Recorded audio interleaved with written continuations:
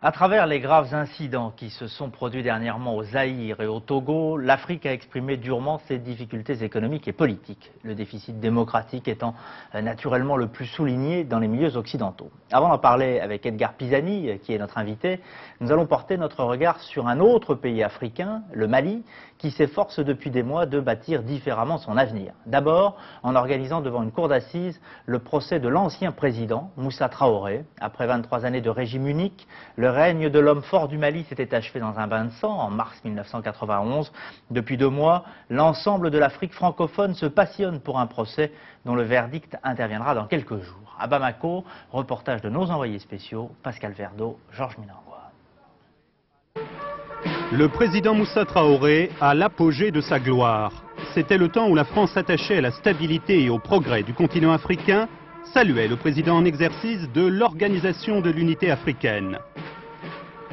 Citoyen Moussa, devant la cour d'assises de Bamako.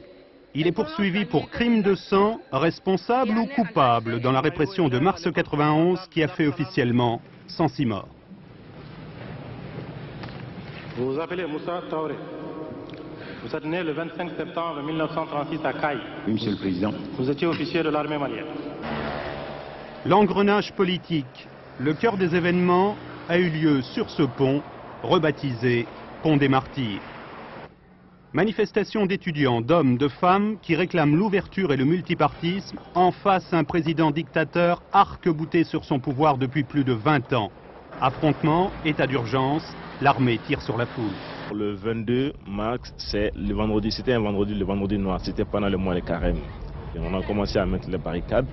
Et le matin, quand les forces de l'ordre sont sorties pour essayer de calmer la situation, il y a eu des provocations. Ça me rappelle surtout la fumée qui traversait le ciel de Bamako le vendredi noir. Et puis les balles, du sang qui coulait, les gens qui jonchaient le long des chemins.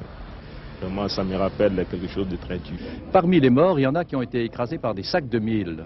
Parce qu'il y a eu des scènes de pillage, c'est incontestable. Il y a des gens qui ont été tués par des chevrotines, par des propriétaires de magasins. Et on colle tous ces morts sur le dos des accusés. Des officiers supérieurs, Moussa Traoré et quelques complices ont fait sortir les agents des morts, les blindés légers, ont distribué des munitions réelles et des grenades offensives.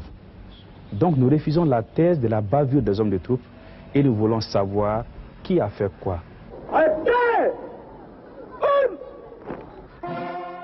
Procès de l'armée en filigrane, bien que personne au Mali ne veuille réouvrir ce dossier. Les militaires se sont rachetés car ils ont lâché l'ancien régime sur sa fin et surtout l'armée a présenté officiellement ses excuses au peuple. Depuis la chute de Traoré, les militaires ont regagné leur caserne et respectent le processus démocratique. Ce procès d'abord ne sera pas le procès des forces armées. Les forces armées maliennes sont restées au pouvoir pendant presque un quart de siècle. Les forces armées maliennes ont été mal gérées. Les forces armées maliennes ont fait l'objet d'utilisation à des fins individuelles, personnelles. Procès d'un régime, celui de l'État-parti, procès d'une dictature largement suivie par l'opinion malienne. Celui qui l'a laissé faire par des gens sous ses ordres, celui-là. Diffusion en direct à la radio. Pour le gouvernement actuel, il s'agit de faire preuve de pédagogie. Le sort de Moussa Traoré doit être un exemple pour l'Afrique. Il faut faire confiance à la sagesse du peuple malien. Il faut faire confiance à la justice du Mali, qui elle aussi était couchée pendant 22 ans.